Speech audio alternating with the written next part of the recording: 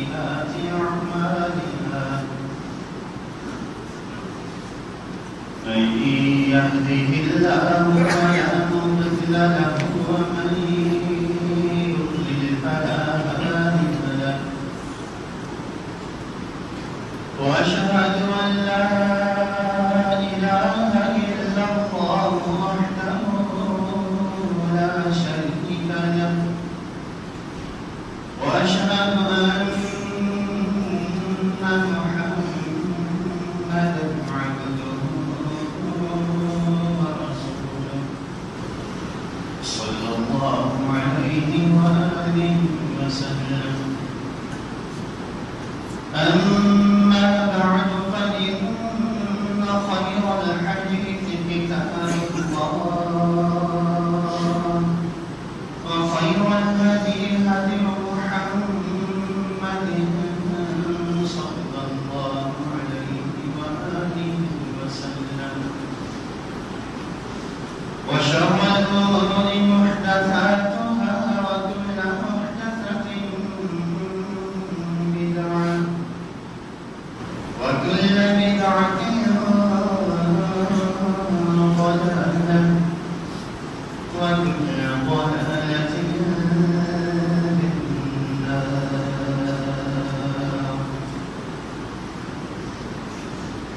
اللهم صل على محمد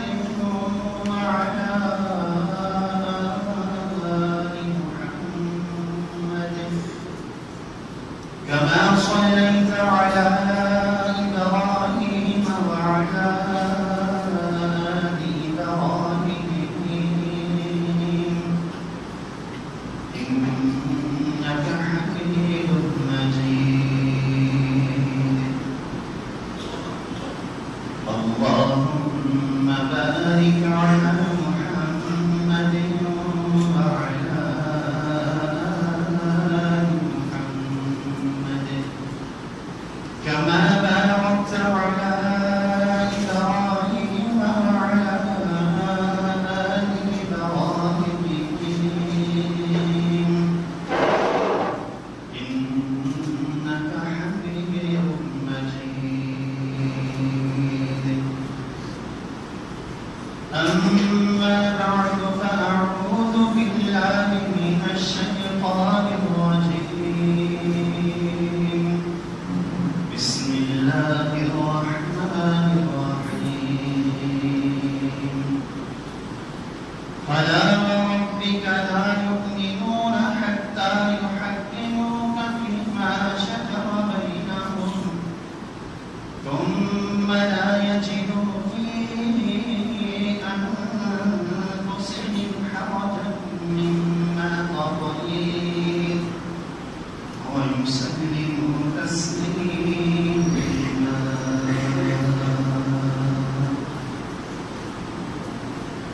ہر طرح کی تعریفات حمد و ثنا بزرگی ہوتی ہوئی ہے اللہ تبارک و تعالیٰ کی وحدہ لا شریک ہستی کے لیے وحدہ لا شریک ذات کے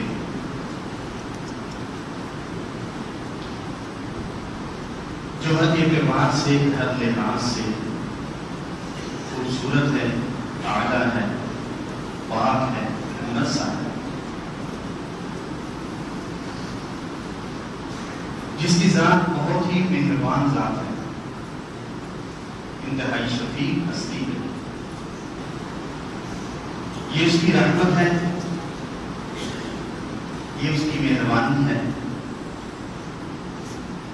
کہ اس نے ہمارے گناہ ایک دوسرے کی نظر سے چھپا دیے اور یہ بھی اس کی مہربانی ہے، رحمت ہے کہ ہم اس کی نافرمانی کرتے ہیں لیکن پھر بھی وہ ہمارے سانس کو جاری رکھے ہوئے. اور یہ بھی اس کی کمال رحمت ہے کہ ہم اس کی نافرمانی کرتے ہیں اور صبح جب اٹھتے ہیں تو اس نے ہمارے لیے رزق تیار کر رکھا ہوا ہے. اس کی ذات بڑی ہی اعلیٰ ہے، بڑی ہی نرالی ذات ہے. ہر طرح کی تعریفات اللہ تبارک و تعالیٰ کی. انبی درود و سلام رسول اللہ صلی اللہ علیہ وسلم کی ذات کرنے سے اس سے جمعہ مبارک میں آپ کے سامنے یہ بات عرض کر رہا تھا اسلام کو سمجھنے کے لیے دوسری بنیاد رسول اللہ صلی اللہ علیہ وسلم کی سنت ہے۔ اگر کوئی شخص یہ سمجھے اور اگر اس کی عقل کے اندر یہ فضول ہے کہ قرآن وہی صرف اسلام ہے، اس کے علاوہ کسی اور چیز کی ضرورت نہیں ہے، تو وہ شخص گمراہ ہے۔ پچھلے جمعہ میں آپ کے سامنے آیت پڑھی تھی کہ ان الذین یریدون ان یفرقوا بین اللہ ورسولہ وَيَقُولُونَ نُؤْمِنُ بِبَعْضٍ وَنَكْفُرُ بِبَعْضٍ، جو لوگ اللہ اور اس کے رسول کے درمیان تفریق پیدا کرنا چاہتے ہیں کہ اللہ رب العزت کا فرمان تو فرض ہے، واجب ہے، اس کا کرنا لازم ہے، جو اللہ رب العزت نے قرآن میں فرما دیا ہے وہ واجب ہے، جس سے اللہ نے قرآن میں منع کر دیا ہے وہ حرام ہے، اس کے علاوہ سب چھوٹ ہے، اس کے علاوہ کوئی پابندی نہیں ہے۔ اللہ رب العزت نے فرمایا یہ اللہ اور اس کے رسول کے درمیان تفریق پیدا کرنے والے ہیں۔ وَيَقُولُونَ نُؤْمِنُ بِبَعْضٍ وَنَكْفُرُ بِبَعْضٍ، ہمارے لیے قرآن کافی ہے، ہمیں سنت کی ضرورت نہیں ہے۔ یہ لوگوں کا موقف ہے۔ اللہ رب العزت میں اولئک هم الکافرون حقا، یہ پکے کافر ہیں، یہ مسلمان نہیں۔ یا ایھا الذین آمنوا استجیبوا للہ والرسول اذا دعاکم لما یحییکم، اے اہل ایمان اللہ اور اس کے رسول کی بات کو سنا کرو۔ اللہ رب العزت نے صرف یہ نہیں کہا کہ یا ایھا الذین آمنوا استجیبوا للہ اذا دعاکم لما یحییکم، کہ جب اللہ رب العزت کا قرآن نازل ہو، اللہ کا حکم آئے، اللہ کی کوئی نہی آئے، تم اس کی بات مان لیا کرو، یہ نہیں کہا۔ فرمایا جس طرح اللہ کی ماننی ہے اسی طرح رسول کی بھی ماننی۔ لما یحییکم، اس لیے کہ ان دونوں کی بات ماننے میں ہی تمہاری حقیقی زندگی ہے۔ اب صحابہ رضوان اللہ اجمعین نبی علیہ السلام کی زبان مبارک سے تربیت یافتہ لوگ نبی اکرم صلی اللہ علیہ وسلم کی بات سنتے ہیں اور اس پر آمنا و صدق نہ کرتے تھے۔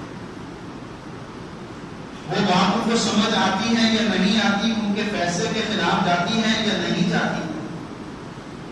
اس سے معاشرے میں کیا تبدیلی رونما ہونے کا امکان ہے یا لوگ اس کے بارے میں کیا سوچیں گے، اس بات کی کوئی فکر نہیں، مصلحت کا کوئی خوف نہیں، لوگوں کی سوچ کا کوئی خوف نہیں۔ خوف اس بات کا ہے کہ کہیں فَلْيَحْذَرِ الَّذِينَ يُخَالِفُونَ عَنْ أَمْرِهِ أَنْ تُصِيبَهُمْ فِتْنَةٌ أَوْ يُصِيبَهُمْ عَذَابٌ أَلِيمٌ، خوف اس بات کا ہے کہ کہیں ایسا نہ ہو کہ اللہ رب العزت کے رسول صلی اللہ علیہ وسلم کی سنت کو دیکھ لیا، سمجھ لیا، سن لیا اور پھر اس کے مطابق اگر عمل نہ کیا تو کہیں اللہ رب العزت کی طرف سے عذاب آ جائے اور ہم اس دنیا کی زندگی کے اندر عبرت نہ جائے۔ خوف اس بات کا ہے، اس بات کا قطعاً کوئی خوف نہیں ہے کہ لوگ کیا کہیں گے، معاشرہ کیا کہے گا۔ ابو بکر صدیق رضی اللہ تعالیٰ اور عمر بن خطاب رضی اللہ تعالیٰ کے بارے میں میمون بن مہران رحمۃ اللہ علیہ کہتے ہیں، علامہ ابن قیم رحمۃ اللہ نے اس بات کو اپنی کتاب علامہ الموقعین کے اندر ذکر کیا۔ اذا ورد علیہ امر نظر فی کتاب اللہ، ابو بکر صدیق رضی اللہ تعالیٰ کے پاس کوئی فیصلہ آتا ہے، کوئی مسئلہ آتا ہے، کوئی نوعیت ان کے سامنے پیش ہوتی، نظر فی کتاب اللہ، ابو بکر صدیق رضی اللہ سب سے پہلے اللہ رب العزت کی کتاب میں دیکھتے، ڈھونڈتے اسے، اللہ کا کوئی فرمان، اللہ رب العزت کے کوئی فرمان سے کوئی استنباط، اللہ رب العزت کا کوئی فرمان جو اس طرف میری رہنمائی کر دے، نظر فی کتاب اللہ فقضى، ابو بکر صدیق رضی اللہ عنہ کو اگر آیت مل جاتی تو ابو بکر صدیق رضی اللہ عنہ اس آیت کے ذریعے سے اس مسئلے کا فیصلہ فرما دیا کرتے ہیں۔ فَإِن لَّمْ يَجِدْ فِي كِتَابِ اللَّهِ نَظَرَ فِي سُنَّةِ رَسُولِ صلی اللہ علیہ وسلم، اگر کتاب اللہ میں کوئی آیت نہیں ملی تو ابو بکر صدیق رضی اللہ تعالیٰ عنہ سنت رسول کو دیکھتے ہیں کہ میرے حبیب نے کیا فیصلہ کیا ہے، امام الانبیاء نے کیا ارشاد فرمایا ہے۔ جس ذات کو رب الجلال نے اپنا خلیل بنایا، اس خلیل نے، اللہ رب العزت کے اس محبوب نے، اس نے اس بارے میں کیا فیصلہ کیا ہے، نظر فی سنت رسول اللہ صلی اللہ علیہ وسلم کی سنت کی طرف دیکھتے۔ اگر رسول اللہ صلی اللہ علیہ وسلم کی کوئی سنت مل جاتی فقضى به، ابو بکر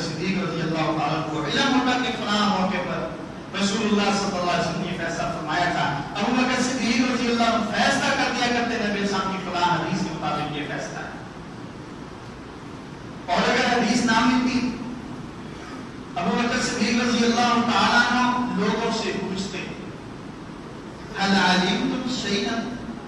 اضابی رسول اللہ صلی اللہ علیہ وسلم فيه شيئا. لوگوں کیا تمہیں اس بارے میں کوئی علم ہے کہ نبی علیہ السلام نے اس مسئلے میں کوئی فیصلہ فرمایا ہے؟ اس بارے میں کوئی حدیث تم میں سے کسی نے سنی ہوئی ہے؟ اگر لوگ کہتے تھے کہ نبی علیہ السلام کے فلاں موقع پر میں نبی علیہ السلام کے ساتھ تھا, نبی علیہ السلام نے یہ فیصلہ فرمایا تھا, پھر ابو بکر صدیق رضی اللہ عنہ اس حدیث کے مطابق فیصلہ کیا کرتے تھے. اگر یہ مرحلہ بھی ابو بکر صدیق رضی اللہ عنہ پائی ناکام, اگر اس میں بھی ناکام ہو جاتے, اجتمع رؤوس الناس فاستشار, بڑے بڑے کبار صحابہ رضوان اجمعین جنہوں نے نبی علیہ السلام کے ساتھ زندگی بتائی, نبی علیہ السلام کے ساتھ شب و روز گزارے, نبی علیہ السلام کے ساتھ جنہوں نے غزوات میں شرکت کی, نبی علیہ السلام کے ساتھ جنہوں نے نبی علیہ السلام کی ابتدا میں نمازیں پڑھی, ان سے مشورہ کرتے کہ اس مسئلے کا حل کیا ہونا چاہیے. نہ کتاب اللہ میں کوئی دلیل ہے, نہ سنت رسول اللہ میں کوئی دلیل ہے صلی اللہ علیہ وسلم. جب وہ کبار صحابہ رضوان اجمعین کسی بات پر مجتمع ہو جاتے, ابو بکر صدیق رضی اللہ عنہ کا فیصلہ فرما دیا کرتے. ابو بکر صدیق رضی اللہ عنہ شہید ہو گئے, فوت ہو گئے, دنیا سے چلے گئے. عمر بن خطاب رضی اللہ عنہ کا زمانہ آیا. محمود بن مہران رحمہ اللہ کہتے ہیں عمر بن خطاب کی کان ہے پر گزار لکھا. عمر رضی اللہ عنہ کا بھی طریقہ کار یہی ہوا کرتا تھا. کتاب اللہ میں دیکھتے کوئی آیت ملی, فیصلہ فرما دیا. کتاب اللہ میں نہیں ملی, سنت رسول اللہ کو دیکھا, جو حدیثیں یاد ہیں, کوئی حدیث مل گئی, فیصلہ فرما دیا. کوئی حدیث نہیں یاد, لوگوں سے پوچھا اس مسئلے میں کوئی حدیث معلوم ہے تمہیں, لوگوں نے بتا دیا, فیصلہ فرما دیا. وگرنہ مجلس سے مشاورت کے ساتھ, بڑے بڑے علماء کے ساتھ مشاورت کرنے کے بعد اس کا فیصلہ ارشاد فرما دیا. یہ تھی صحابہ رضوان اجمعین کے درمیان نبی علیہ السلام کی سنت کی اہمیت. کتاب اللہ میں نہیں ملا تو یہ نہیں کہا, سنت رسول اللہ میں دیکھنے کے بعد یہ نہیں کہا کہ اب میں نبی علیہ السلام کا خلیفہ ہوں, نبی علیہ السلام نے میری بات کو مانا, واجب ٹھہرا دیا. اور تو علیہ بن واجب, نبی علیہ السلام نے فرمایا میری سنت کو, میرے اس خلفاء کی سنت کو مضبوطی سے, اگلے دانتوں کے ساتھ, داروں کے ساتھ, مضبوطی کے ساتھ تھام کے رکھنا. یہ نہیں کہا کہ سنت میں نہیں ہے تو میرا فیصلہ چلے گا. پھر مشاورت ہو رہی ہے, لوگوں سے پوچھا جا رہا ہے کہ نبی علیہ السلام کی اگر کوئی سنت تمہارے علم میں ہے, اس بارے میں کوئی فیصلہ ہے تو مجھے بتلاؤ, تاکہ اس فیصلے کے ذریعے سے اس مسئلے کا حل نکالا جا سکے. لوگوں کی رہنمائی صحیح سنت کی طرف, صحیح اسلام کی طرف, اللہ رب العزت کی نازل کردہ شریعت کی طرف کی جا سکے. ابو بکر صدیق رضی اللہ عنہ خلیفہ بن گئے, رسول اللہ صلی اللہ علیہ وسلم وفات پائی. ابو بکر صدیق رضی اللہ عنہ خلیفہ منتخب ہوئے. خطبہ خلافت ارشاد فرما رہے ہیں خلیفۃ رسول اللہ خلیفۃ بلا فصل, کہ نبی علیہ السلام اور ابو بکر صدیق رضی اللہ عنہ کے درمیان کوئی خلیفہ نہیں ہے, یہ ہے خلیفہ بلا فصل. ابو بکر صدیق رضی اللہ عنہ خطبہ ارشاد فرمایا اطیعونی ما آتاکم اللہ ورسولہ, لوگوں مجھے تمہارا خلیفہ مقرر کیا گیا ہے, میرے قدر پر تمہاری ذمہ داری کا بوجھ لاد دیا گیا ہے, مجھے تمہارا امام بنایا گیا ہے. تمہارے مسائل میں, تمہاری مشکلات میں, تمہاری تکلیفوں میں میں تمہارا مداوا بننے کا سہارا بن سکتا ہوں. مجھے لوگوں نے منتخب کر لیا ہے. اطیعونی ما اطاعت اللہ ورسولہ, جب تک میں اللہ اور اس کے رسول کی بات مانوں تم نے ابو بکر کی بات ماننی ہے. یہ نہیں کہا کہ کتاب اللہ کی بات مانو, نہیں, اطیعونی ما اطاعت اللہ ورسولہ, جب تک اللہ اور اس کے رسول کے کہنے پر چلتا رہا تم میری رعایا ہو, تم پر میری بات ماننا لازم ہے. فَإِذَا عَصَيْتُمُ اللَّهَ وَرَسُولَهُ فَلَا طَاعَةَ لِي عَلَيْكُمْ, اور جب تم دیکھو کہ ابو بکر ہمارا خلیفہ ہے, نبی علیہ السلام کا غار یار ہے, یار غار ہے, نبی علیہ السلام کے اوپر اس کے سب سے زیادہ احسانات ہیں. نبی علیہ السلام نے فرمایا ابو بکر تیری نیکیوں کا بدلہ کل قیامت میں اللہ تجھے دے گا, کوئی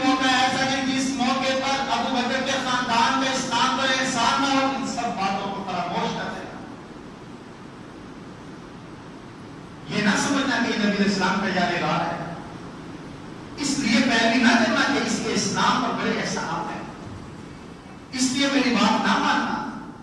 کہ ہر موقع پر یہ نبی علیہ السلام کے ساتھ ہوا کرتا تھا۔ فَإِذَا عَصَيْتُ اللَّهَ وَرَسُولَهُ فَلَا طَاعَةَ لِي عَلَيْكُمْ، جب تم دیکھو کہ ابو بکر کتاب اللہ سنت رسول اللہ سے ہٹ گیا ہے، پھر تم پر میری بات ماننا لازم نہیں ہوگی۔ تب نبی علیہ السلام کی حدیث موجود ہے، لا صلاۃ لمن لم یقرأ بفاتحۃ الکتاب، صحیح بخاری کی روایت 400 کے تک بھر روایات کہ جو نماز میں سورہ فاتحہ نہیں پڑھتا امام کے پیچھے اس کی نماز نہیں ہوتی۔ یہ کہتا ہے نہیں میں مالکی ہوں، میں شافعی ہوں، میں حنبلی ہوں، میں حنفی ہوں، میرے لیے یہ حدیث نہیں ہے۔ ابو بکر صدیق رضی اللہ عنہ کہہ رہے ہیں کہ جب تم دیکھو میں اللہ اور اس کے رسول کے راستے سے، اللہ اور اس کے رسول کی شریعت سے، اللہ اور اس کے رسول کے بتائے ہوئے ان ھذا صراطی مستقیما سے ہٹ گیا ہوں، فلا طاعۃ لی علیکم، پھر تم میری بات نہ ماننا۔ جب قرآن کی آیت موجود ہے اور ابو بکر کا فیصلہ قرآن کے خلاف ہے، قرآن کی آیت حدیث موجود ہے، نبی علیہ السلام کے ابو بکر کا فیصلہ حدیث کے خلاف ہے، فلا طاعۃ لی علیکم، پھر تم پر میری بات ماننا لازم نہیں ہے، پھر کتاب اللہ کو ماننا، پھر تم سنت رسول اللہ کو ماننا۔ عمر بن خطاب رضی اللہ تعالیٰ عنہ خلیفہ مقرر ہوئے۔ عمر بن خطاب رضی اللہ تعالیٰ بھی خطبہ ارشاد فرماتے ہیں اور فرمایا فَإِنْ رَأَيْتُمْ فِيهَا إِعْوِجَاجًا فَقَوِّمُونِي، جب تک میں کتاب اللہ سنت رسول اللہ پر رہوں میرا ساتھ دینا، عمر بن خطاب کے ساتھ کھڑے رہنا۔ مطابق اوپر کے پنکھے نہیں چلتے کہتے ہیں فَإِنْ رَأَيْتُمْ فِيهَا إِعْوِجَاجًا، اگر تم دیکھو کہ عمر بن خطاب خلیفہ راشد ہے، لوگوں نے اس کے ہاتھ پر بیعت کیا، فَإِنْ رَأَيْتُمْ فِيهَا إِعْوِجَاجًا، دیکھو کہ یہ راستے سے ہٹ گیا، فَقَوِّمُونِي، پھر مجھے پکڑ کر سیدھے راستے پر لگا دینا۔ اور کیا صحابہ رضوان اللہ مجمعین نے نبی علیہ السلام کے مکتب سے استفادہ کرنے والوں نے، نبی علیہ السلام کی تعلیمات سے اپنے آپ کو بہرہ کرنے والوں نے پھر وہ کر کے دکھلایا جو رسول اللہ صلی اللہ علیہ وسلم نے فرمایا تھا کہ جب تم دیکھو کہ اللہ رب العزت، جب تم میرے بعد دنیا کی زندگی میں اختلاف دیکھو تو پھر کتاب اللہ سنت رسول اللہ کو لازم پکڑنا۔ صحابہ رضوان اللہ مجمعین نے خلفائے راشدین کے ساتھ یہ کر کے دکھلایا۔ عمر بن خطاب رضی اللہ عنہ فرماتے ہیں سیاتی قوم، سیاتی ناس، سیاتی قوم، ایسے لوگ تمہارے پاس آئیں گے جو قرآن پاک کی ذو-معنی متشابہات کے ساتھ استدلال کریں گے، اپنے موقف کو ثابت کرنے کی کوشش کریں گے، جو آیات عامۃ الناس کو پتہ نہیں ہے یا جس کا پس منظر کوئی علم نہیں ہے کہ یہ آیت، یہ حدیث، اس کا پس منظر کیا تھا، یہ بات رسول اللہ صلی اللہ علیہ وسلم نے کیوں فرمائی تھی، یہ آیت اللہ رب العزت نے نازل فرمائی تو کس وجہ سے نازل ہوئی، اس کو سمجھنے کے لیے کون سی چیز کی ضرورت ہے، یہ کیسے سمجھ آ سکتی ہے۔ فرمایا کہ وہ متشابہات کے ساتھ تمہارے اوپر حجت قائم کریں گے، فَخُذُوهُم بِالسُّنَنِ، تم نے قرآن کی ان آیات سے دھوکہ نہیں کھانا، تم نے قرآن پاک کی ان آیات کو لینا ضرور ہے لیکن رسول اللہ صلی اللہ علیہ وسلم کی سنت کے ساتھ لینا ہے۔ فَإِنَّ أَصْحَابَ السُّنَنِ أَعْلَمُ بِكِتَابِ اللَّهِ، کیونکہ رسول اللہ صلی اللہ علیہ وسلم کے فرمودات کو پڑھنے والے، نبی علیہ السلام پر اترنے والے قرآن کو سب سے زیادہ بہتر سمجھتے ہیں۔ جو صرف قرآن کی رٹ لگاتا ہے، حدیث کو اس کو علم ہی نہیں، جو صرف قرآن کی بات کرتا ہے اور حدیث اس کے نزدیک حجت ہی نہیں، جو صرف قرآن کی بات کرے اور رسول اللہ صلی اللہ علیہ وسلم کی باتوں کو تاریخی قصہ کہہ دے،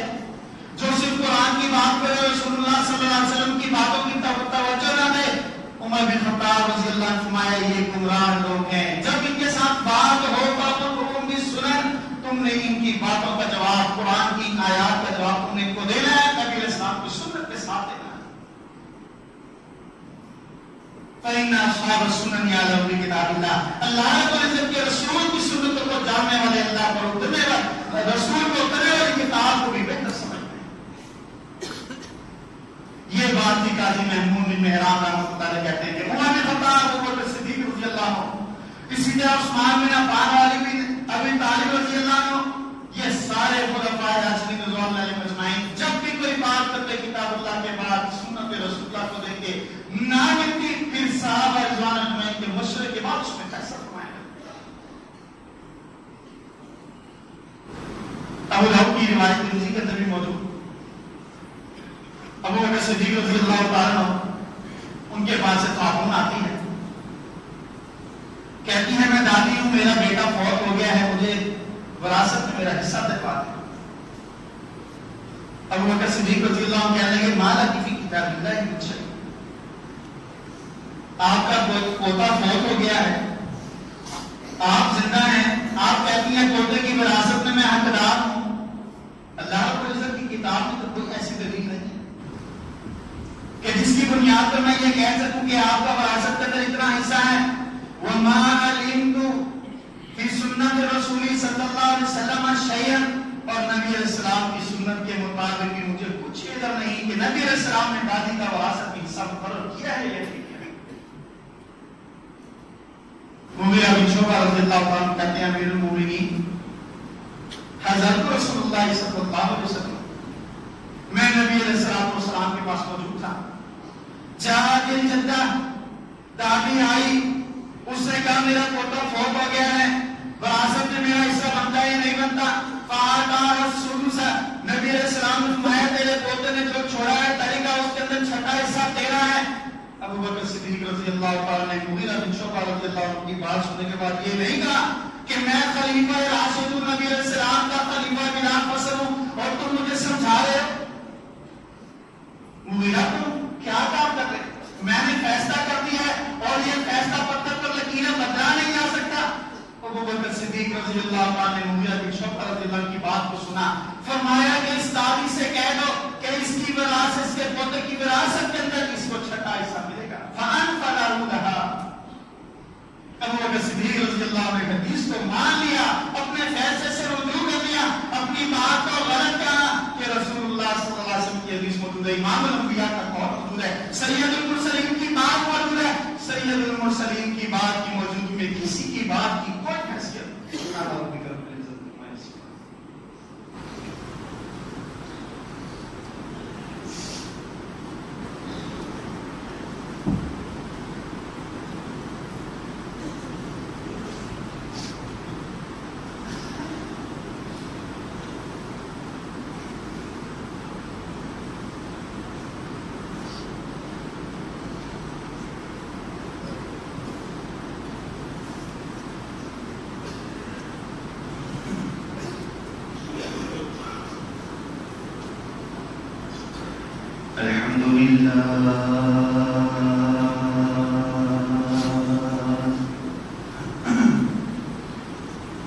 الحمد لله نحمده ونستعينه ونستغفره ونؤمن به ونتوكل عليه ونعوذ بالله من شرور أنفسنا ومن سيئات أعمالنا، من يهده الله فلا مضل له ومن يضلل فلا هادي له، وأشهد أن لا إله إلا الله وحده لا شريك له، وأشهد أن محمدا عبده ورسوله صلى الله عليه وآله وسلم. أما بعد فإن خير الحديث كتاب الله،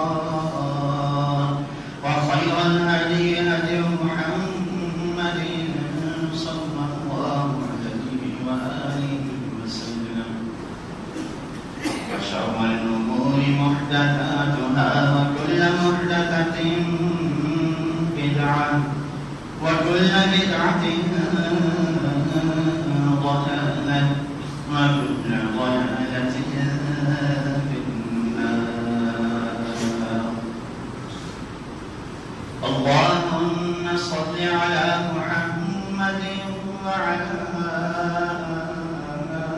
آل محمد كما صليت على إبراهيم وعلى آل إبراهيم إنك حميد مجيد اللهم بارك على محمد وعلى آل محمد كما باركت على إبراهيم وعلى آل إبراهيم إنك حميد مجيد أما بعد فأعوذ بالله من الشيطان الرجيم بسم الله الرحمن الرحيم فلا وربك لا يؤمنون حتى يحكموك فيما شجر بينهم ثم لا يجدوا في أنفسهم حرجا مما قضيت ويسلموا تسليما اللہ تبارک و تعالیٰ کا پاک فرمایا فلا وربک لا یؤمنون میرے رسول مجھے تیرے رب کی قسم لا یؤمنون تیرے اوپر ایمان لانے والے اس وقت تک مومن نہیں بن سکتے بھلے وہ اللہ رب العزت کو اپنا رب مانے اپنا خالق مانے اپنا معبود مانے تجھے اپنا رسول کہتے رہے اپنا امام مانتے رہے تیری ختم نبوت پر وہ یقین بھی کیوں نہ رکھتے ہیں لا یؤمنون کہ وہ اس وقت تک مومن نہیں ہے حتی یحکموک فیما شجر بینہم جب تک کہ وہ اپنے آپس کے اختلافات میں اپنے باہمی اختلافات میں تیری حدیث کے مطابق فیصلہ نہیں کرتے حتی یحکموک فیما شجر بینہم ان کے درمیان جو اختلافات اٹھتے ہیں جب ان کی اختلافات کا فیصلہ وہ تیری سنت اور تیرے اسوہ کے مطابق نہیں کرتے اس وقت تک وہ مومن نہیں بن سکتے ثم لا يجدوا في انفسهم حرجا مما قضيت اور پھر اس کو وہ دل و جان سے تسلیم کر لیں کہ ہمارے رسول کی بات بالکل ٹھیک بات ہے ہمارا فیصلہ غلط ہے ہمارا قانون غلط ہے ہمارا منہج غلط ہے ہمارا دستور غلط ہے ہمارا طریقہ غلط ہے وہ سب چیزوں سے اعراض کرتے ہیں کہ ہماری جماعت اس کا فتویٰ غلط ہماری جماعت کا دستور غلط ہماری جماعت کا طریقہ کار غلط اس لیے کہ یہ طریقہ رسول اللہ صلی اللہ علیہ وسلم نے نہیں دیا ہمارے امام کا یہ طریقہ نبی اسلام کے طریقے سے متصادم ہمارے امام کا یہ طریقہ ٹھیک نہیں ثم لا يجدوا في انفسهم حرجا مما قضيت اللہ کے رسول کی بات کو ماننا ہے اور پھر اس کو اتنے دل و جان سے ماننا کہ دل میں کہیں کوئی میل باقی نہ رہے حالات تک اکاتا ہے مصلحت یہ کہتی ہے ہم اپنے آپ کو ریٹین ہی رکھ سکتے ہیں تو اسی صورت میں ہم اپنے آپ کو سٹیبل کرنا چاہتے ہیں یہ ملکی ملی اور دنیا کی اور ہمارے معاشرے کی ان حالات اور یہ سب باتیں وہ ایک طرف رکھ دیتا ہے میرا سسرال کیا سوچے گا میرا رشتہ ہوگا یا نہیں ہوگا کوئی مجھے اچھی نظر سے دیکھے گا نہیں وہ کہتا ہے تم لا یجدوا فی انفسہم حرجا مما قضیت اللہ کے رسول کا فرمان آ گیا ہے مجھے اس کو ماننا ہے تسلیم کرنا ہے معاشرہ بھار ملتا ہے رشتہ ہوتا ہے ہو جائے روزی ملتی ہے مل جائے جاب ملتی ہے مل جائے نہیں ملتی نہ ملے میں اپنے رسول کی سیرت کو ترک نہیں کر سکتا وَيُسَلِّمُوا تَسْلِيمًا پھر اسے دینے کے بعد مکمل طور پر اس کو تسلیم کرنا ہے ہید و حجت میں کوئی بچاؤ کا راستہ نہیں نکالا یہاں تک تو بات ٹھیک ہے یہاں سے آگے ہم اپنی مرضی کر سکتے ہیں یہ بات نہیں عمر بن خطاب رضی اللہ عنہ کے پاس فیصلہ ہے کہ امیر المومنین ایک عورت کا خامد قتل ہو گیا اب اس کے قتل میں اس کو دیت ملی ہے مقتول کے مراسات کو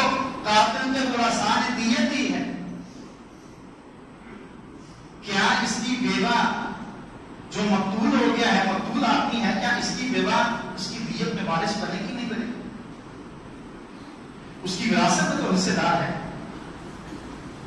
لیکن کیا اس کے قتل پر جو اس کو دیت ملی ہے یہ اسلام کا قانون ہے؟ نبی علیہ السلام نے ایک حد دنیا میں قائم کر دی جائے، ایک حد جو رب ذوالجلال نے لگائی ہے، زنا کی حد، شادی شدہ زنا کی حد، کمارے کی زنا کی حد، چوری کی حد، قتل کی حد، کسی پر تہمت لگانے کی حد، شراب نوشی کی حد، جو حدود اللہ کو عزت نے نازل کی، نبی علیہ السلام فرمایا ایک حد دنیا میں قائم کر دی جائے، اتنی خیر و برکت آسمان سے اترتی ہے کہ 40 دن کی بارش سے وہ خیر و برکت نہیں ملتی جو ایک حد کے قائم کرنے سے۔ حدود کو نافذ کرنے والے تو خود حدود کو اعمال کرتے ہیں، زانی، شرابی، قاتل، سارے کے سارے وہ شرفاء بن کے سمجھوں گئے۔ اللہ رب العزت سمجھ عطا فرما دے، یا اللہ تیرے خزانے میں کوئی کمی نہیں، ہمارے بھائیوں کو سمجھ دے دے یا اللہ، جنہوں نے ملی مسلم لیگ بنا دیا، کل تک آپ کافرانہ نظام اللہ رب العزت کی قسم تنقید کی نظر سے نہیں، اصلاح کی نظر سے بات کر رہا ہوں، دینی محبت ہے۔ 30 برس تک آپ نے عوام کی خدمت کی، ہندو آپ سے متاثر، مسلمان آپ سے متاثر، حکومت لوگوں کو شیلٹر بھی دے سکی، آپ نے ان کو گھر دیا، حکومت ننگے آسمان کے نیچے بیٹھے، کھلے آسمان کے نیچے ننگے لوگوں کو آپ نے کپڑے دے دیے، بھوکوں کو آپ نے کھانا کھلا دیا۔ کس مصدر کے تحت آپ کافروں کے قدموں میں جا کے گر گئے؟ کس مصدر کے تحت؟ وہ سیانے کہتے ہیں کہ مرغا اذان دیتا تھا، پڑوسی تنگ تھے، چودھری اٹھا، اس نے کہا تک سے اذان نہیں دینی، دیوار کے اوپر چڑھ گئے، اس نے کہا ٹھیک ہے۔ اب وہ اذان تو دیتا ہے لیکن تہجد کی اذان نہیں دیتا کیونکہ نیند خراب ہوتی ہے۔ پھر کچھ دن بعد چودھری نے کہا کہ تو فجر کے وقت میں اذان دے لیتے، فجر کی اذان نہ دیا کر۔ مرغے نے کہا ٹھیک ہے، فجر کی بھی نہیں دوں گا، عشاء کی بھی نہیں دینی، عشاء کی بھی نہیں دوں گا، دیوار پر چڑھ کے نہ دیا کر، ٹھیک ہے جی دیوار پر چڑھ کے اذان نہیں دوں گا۔ مرغا مانتا تھا، مسئلے تھا، زندگی بچانے کے مسئلے تھا، مسئلے کا شکار ہوتے ہوتے ایک دن پھر یہ آ گیا، چودھری نے مرغے سے کہا تمہیں کل انڈا دینا ہے۔ اس نے کہا جی مرغا ہوں چودھری صاحب کیسی بات کر رہے ہیں، میں انڈا دوں گا۔ اس نے کہا دینا ہے، نہیں دے گا ذبح کر دوں گا۔ اب وہ چودھری تو چلا گیا، وہ کیا کرے، انڈا تو وہ دے نہیں سکتا۔ اس نے کہا اگر میں اذان نہ دینے پر ذبح ہو جاتا تو یہ انڈا دینے پر ذبح نہ ہونے سے بہتر تھا۔ کس مسلک کی بات کرتے ہیں آپ صاحب؟ نظر نہ لگے اس مسلک کی کہ کوئی ہم پر نظر بندی کی پابندی نہیں لگے گی۔ لیاقت علی قتل ہوئے، بھٹو پھانسی لگے، نواسی تایا اس کو برطرف کر دیا، بے نظیر کو برطرف کیا، بعد میں قتل کے بعد کس مسلک کی بات کرتے ہیں کہ سیاست میں آ کے مضبوط ہو جائے گے؟ سیاست میں آ کر اگر تم یہ سمجھ لو اسلام نافذ کریں تو فوج بھی نہ کر سکے۔ کس مسئلہ یہ پابندیوں کو لگ بقائی من نبی قاتل مولدی ہونا کرتی ہے فما رافو ومستقانو لما اصحابوں فی سبیل اللہ۔ اللہ رب العزت نے فرمایا بڑے سارے انبیاء نے جہاد کیا، اللہ کی راہ میں قتال کیا، ان کے اوپر ایمان لانے والے بھی لڑتے رہے، تکلیفیں آئی، پریشانیاں آئی، مصیبتیں آئی، فما رافو وہ کمزور نہیں ہوئے، ومستقانو نہ انہوں نے سستی دکھائی، کسی مسلک کا شکار نہیں ہوئے، اپنے منہج پر قائم ہے کہ طاغوتی نظام ہے تو طاغوتی نظام۔ آپ ملی مسلم لیگ بنا کے کافروں کے قدموں میں گر گئے۔ 30 سال آپ کی وہ تقاریر، 30 سال آپ کا منہج کہ کافرانہ نظام ہے، یہ طاغوتی نظام ہے، اس کے خلاف کھڑے ہوں گے، بولیں گے، اللہ کی قسم کھڑے رہتے تو آپ کی عزت قائم رہتی ہے۔ ابھی بھی وقت ہے کہ کھڑے ہو گئے، 120 سے بیٹھ جائیں، ہم نہیں بیٹھیں گے، ہم نہیں کھڑے ہوں گے، ہم اللہ رب العزت کے منہج پر قائم ہیں کہ اس پاکستان میں اگر بہتری آ سکتی ہے تو خلافت کے ذریعے سے آ سکتی ہے۔ سیاست والوں کو مرسی کو دیکھ لو، سیاست کی بات کرتے ہوئے جماعت اسلامی بڑے عرصے سے سیاست میں ہے، مدافعت الرحمان صاحب بھی بڑے عرصے سے سیاست کیا کر لیا انہوں نے؟ تم بھی آگے اللہ کے بتاؤ، عوام نے تو تمہیں سروں پر بٹھایا، عوام نے تمہیں عزت بخشی، لیکن اب تمہیں جو عزت ملی تھی وہ اسلام کے نام پر ملی تھی۔ اب میڈیا تمہیں بٹھائے گا اپنے ٹاک شو کے اندر، پھر وہ تمہیں بھی وہ عزت دے گا جو اس نے سیاسی حکمرانوں کو دی ہوئی ہے۔ میں بات یہ کر رہا تھا، بات اسی طرف نکل گئی، اللہ رب العزت ہمارے بھائیوں کو سمجھ دیتے حالات کا تقاضا ہے۔ یوسف نے بھی تو کہہ دیا تھا عزیز مصر سے کہ مجھے حکمران بنا دے، یہ بھائی دلیلیں دے۔ یوسف نے بھی کہا تھا کہ جعلنی اللہ خزائن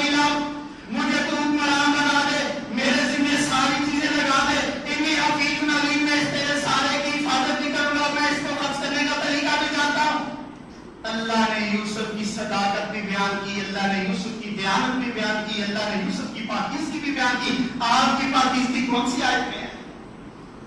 کون سی حدیث میں آپ کی پاکیزگی؟ اللہ کے لیے اس کافرانہ نظام کا حصہ نہ بنے. یریدون ان یتحاکموا الی الطاغوت وتؤمنوا ان یکفروا بہ. کل تک آپ یہی آیات پڑھا کرتے تھے. اللہ رب العزت نے کہا کہ طاغوت کا تم نے انکار کرنا ہے. جمہوریت والے اپنے فیصلوں کو طاغوت کے پاس لے کر جاتے ہیں کہ ہمارا فیصلہ کر دو. اللہ رب العزت نے فرمایا تمہیں اس بات کا حکم دیا گیا تم اس طاغوت کا انکار کرو. میں عرض کر رہا تھا عمر بن خطاب رضی اللہ عنہ کے پاس فیصلہ آیا. عمر بن خطاب رضی اللہ عنہ نے فرمایا دیت میں کوئی حصہ نہیں, یہ اللہ کی حد ہے. قاتل کو مارنا ہے, اگر مقتول کے ورثاء قاتل سے دیت قبول نہیں کرتے پھانسی چڑھا دو. نواز شریف کے قافلے کے نیچے آ کے مر گیا, کسی نے پیچھے مڑ کے دیکھا بھی نہیں کہ بچے کے ساتھ ہوا کیا.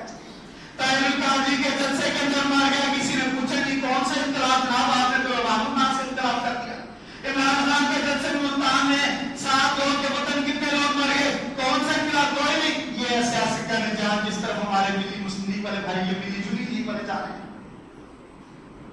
عمر رضی اللہ عنہ فرمایا کہ دارا شہید عورت کا خاوند فوت ہوگا, اس کا جو طریقہ ہے اس میں اس کی بیگم وارث بن سکتی ہے. اس کی دیت اس کے بھائیوں کو, اس کی بہنوں کو, اس کے والد والدین کو ملے گی, اس عورت کو نہیں ملے گی. اور خلیفہ راشد ہے, کون بات کرے؟ ضحاک بن سنان رضی اللہ عنہ رحمہ اللہ امیر المومنین. ضحاک بولو آپ نے یہ فیصلہ کیا ہے؟ ہاں ضحاک میرا یہ فیصلہ ہے. امیر المومنین کا فیصلہ ہے کہ اس عورت کو اس کے خاوند کی نیت سے کچھ نہیں ملے گا. انہوں نے کہا کہ نبی علیہ السلام کی حدیث موجود ہے. ضحاک کون سی؟ نبی علیہ السلام نے شمس جبابی کی بیگم کو اس کی دیت سے وارث مقرر کیا تھا. عمر بن خطاب رضی اللہ عنہ عمر سے غلطی ہو گئی ہے, نبی علیہ السلام کی حدیث میں مطابق فیصلہ ہوگا. یہ ہے منہج, اسے کہتے ہیں دعوتی منہج, یہ ہے فکری منہج, یہ ہے اللہ اس کے رسول کا راستہ کہ کتاب اللہ و سنت رسولی, اللہ کی کتاب اور اس کے رسول کی سنت. دنیا ایک طرف ہو گیا, ایک طرف ہو گیا, سیاہ یہ ایک طرف ہو گیا, ورلڈ بینک ایک طرف ہے, نیٹو ایک طرف ہے, وہ اپنے منہج پر قائم ہے, اسے کوئی پرواہ نہیں. جہاں جاتے تو چلی جائے, ربر گجرات کی مانت ہے, اس کی راہ میں چلی جائے گی تو اس سے بڑی سعادت کون سی ہو سکتی ہے؟ رسول اللہ صلی اللہ علیہ وسلم فوت ہو گئے, انصار میں آواز لگا دی منا امیر و منکم امیر, ایک حکمران ہمارا ہوگا مدینے والوں کا اور ایک مکہ والوں کا ہوگا.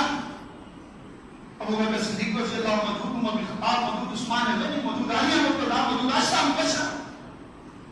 منا امیر و منکم امیر. ابو بکر رضی اللہ عنہ خاموش نہیں ہوئے کہ مسجد کا تقاضا ہے, مسلمان لوگ اس میں کہیں بات مانا ہے. مکے والے ایک طرف ہو جائیں گے, مدینے والے دوسری طرف, مسجد کا تقاضا ہے خاموشی کر لو, ساتھ کو مدینے والوں کا امام بنا دو اور مکے کا امام ابو بکر کو بنا دو یا عمر کو بنا دو. مسجد کا تقاضا ہے, کوئی مسجد نہیں ہے. فرمایا ساتھ بات سنو, رسول اللہ صلی اللہ علیہ وسلم کا فرمان ہے کہ امیر ہوگا تو مہاجرین میں سے ہوگا, مانتے ہو تو ٹھیک ہے, نہیں مانتے تو مہاجرین میں سے نہیں کرے گا. صحابہ رضی اللہ نے مانا پھر. یہ ہے مسلمانوں کا منہج, یہ ہے کتاب اللہ کا منہج, یہ ہے سنت رسول اللہ کا منہج. ہم تو اہل حدیث ہیں, ان کی بات ہی نہیں کرتا. ان کا تو ایک اصول ہے کہ جو آیت ہمارے امام کے قول اس کے فرمان کے خلاف ہے, یہ اس آیت کو منسوخ مانیں گے, یہ حنفیہ کا اصول ہے. جو حدیث ہمارے امام کے قول کے خلاف ہے, اس حدیث کو نہیں مانیں گے, یہ ان کا اصول ہے. اہل حدیث کا اللہ کی قسم کوئی اصول ہی نہیں. یہ 5 روپے پر حدیث کو چھوڑ دیتا ہے,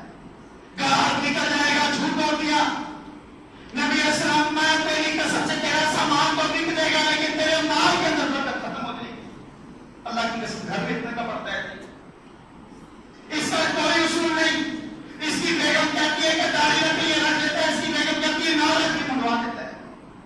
اس کا آفیسر کہتا ہے کہ تمہیں 8 بجے آنا, یہ آ جاتا ہے, وہ کہتا ہے فجر کے وقت آنا, آ جاتا ہے. اس کو اللہ کہتا ہے فجر کے وقت جائے نہیں کہتا. اس کا کوئی اصول نہیں. اس کا اصول اس کا دل ہے, اس کا رب اس کا دل ہے. افرائیتا من اتخذ الہ ہوا, میرے رسول کہتے ہیں اس شخص کو دیکھا جس نے اپنی خواہش کو اپنا رب بنا لیا, اپنا معبود بنا لیا, جو اس کا دل کا دبر کرتا ہے